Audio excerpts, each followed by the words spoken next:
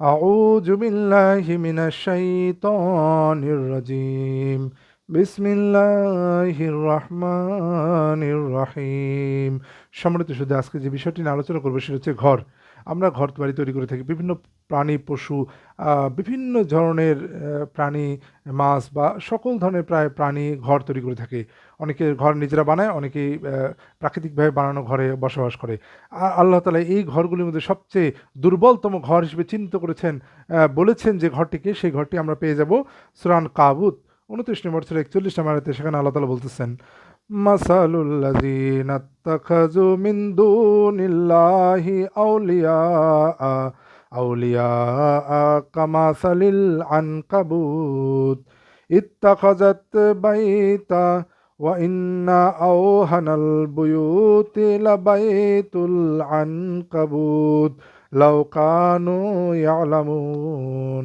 আল্লাহ তাআলা বলছেন, যারা আল্লাহ ছাড়া অন্য অভিভাবক গ্রহণ করে তাদের দৃষ্টান্ত মাকড়সার ন্যায় যে ঘর বানায়, এবং নিশ্চয়ই সবচেয়ে দুর্বল ঘর হলো মাকড়সার ঘর, যদি তোরা জানতো।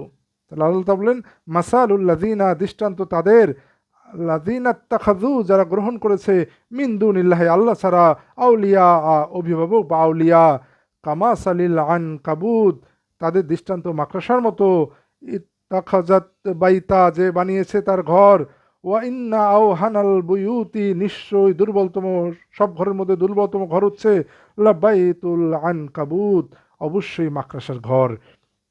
লাউ কানু ইয়ালামুন, যদি তারা জানতো। তাহলে আল্লাহ তাআলা বলছেন, যারা আল্লাহ ব্যতীত অন্য কাউকে অভিভাবক হিসেবে গ্রহণ করে, আউলিয়া হিসেবে গ্রহণ করে, তাদের দৃষ্টান্ত মাকড়সার মতো। মাকড়সা তো তার ঘর বানিয়েছে, আর সবচেয়ে দুর্বলতম ঘর হচ্ছে মাকড়সার ঘর বা মাকড়সার জাল, মাকড়সার ওয়েব, দ্য স্পাইডার ওয়েব যেটাকে আমরা বলি। তাহলে পৃথিবীর সবচেয়ে দুর্বলতম ঘর হচ্ছে মাকড়সার ঘর বা মাকড়সার জাল বা স্পাইডার ওয়েব। আশা করি আপনারা বুঝতে পেরেছেন।